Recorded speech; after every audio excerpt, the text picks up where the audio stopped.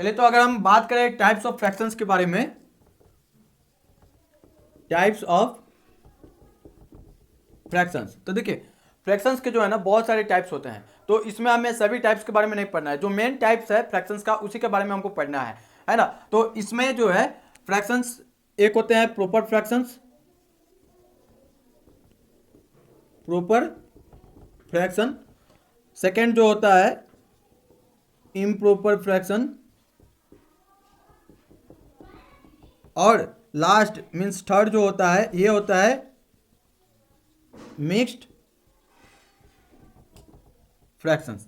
ठीक है, जो प्रॉपर फ्रैक्शंस होता है ना, तो उसमें न्यूमरेटर जो होता है वो छोटा होता है डिनोमिनेटर से, मीन्स न्यूमरेटर क्या होता है, छोटा होता है डिनोमिनेटर से। तो प्रॉपर फ्रैक्शंस में डिनोमिनेटर ज़्यादा होता है। अगर डिनोमिनेटर यहाँ पे 8 है तो न्यूमरेटर जो है 8 से क्या रहेगा, कम रहेगा। तो कम इन द सेंस 6 भी हो सकता है, जैसे 7/8, ये क्या है, इसको हम बोलेंगे प्रॉपर फ्रैक्शंस। अगर दूसरा एग्जाम्पल लेकर बताएं तो जैसे 7/10, तो इसमें क्या है, न्यूमरेटर क्या है, छोटा है और डिनोमिनेटर ज़्यादा है ना। तो प्रॉपर फ्रैक्शंस में यही होता है, जो वैसे फ्रैक्शंस जिसका न्यूमरेटर अगर छोटा रहे और डिनोमिनेटर बड़ा रहे तो उसको हम किस कैटेगरी में रखेंगे, तो उसको हम प्रॉपर फ्रैक्शंस के कैटेगरी में रखेंगे, है ना। फिर हम बात करें इम्प्रॉपर फ्रैक्शंस की, तो जस्ट प्रॉपर फ्रैक्शंस का जो है ना अपोजिट हो जाता है इम्प्रॉपर फ्रैक्शंस में, है ना। इम्प्रॉपर फ्रैक्शंस में जो है न्यूमरेटर ज़्यादा होता है और डिनोमिनेटर क्या हो जाता है, छोटा हो जाता है। इन द सेंस यहाँ पे अगर न्यूमरेटर को हम 8 मानते हैं तो डिनोमिनेटर जो होगा इससे छोटा होगा, मीन्स 2 हो जाएगा, 3 हो जाएगा, 8 से ये छोटा ही रहेगा। तो 8/2 ये क्या हो जाएगा, इम्प्रॉपर फ्रैक्शंस हो जाएगा। ठीक है, फिर बात करें दूसरे, जैसे कि 6/5, 100/20, ये सारे जो एग्जाम्पल है किसके हैं, तो इम्प्रॉपर फ्रैक्शंस के एग्जाम्पल है। ठीक है, तो प्रॉपर फ्रैक्शंस, इम्प्रॉपर फ्रैक्शंस आपको ये अच्छे से समझ में आया होगा। अब हम बात करें यहाँ पे मिक्स्ड फ्रैक्शंस के बारे में, तो मिक्स्ड फ्रैक्शंस जो होता है ना, ये बना रहता है एक होल नंबर, ठीक है, और प्रॉपर फ्रैक्शन से मिलकर क्या बनता है, एक मिक्स्ड फ्रैक्शंस बनता है। ठीक है ना, तो इसको जो है हम जैसे कि यहाँ पे लिखे 3/1/2, है ना।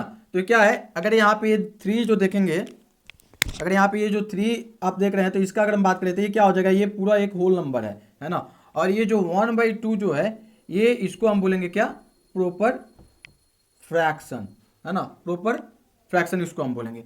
तो मिक्स्ड फ्रैक्शन जो होता है ये combination of whole numbers and proper fractions से मिलकर ये क्या बनता है, मिक्स्ड फ्रैक्शंस बनता है। आई होप कि यहाँ आपको कोई दिक्कत नहीं होगा। ये जो मिक्स्ड फ्रैक्शंस है इसको हमको कन्वर्ट करना है इम्प्रॉपर फ्रैक्शन में, तो कैसे कन्वर्ट करेंगे, तो यहाँ पे ध्यान से देखिए, ये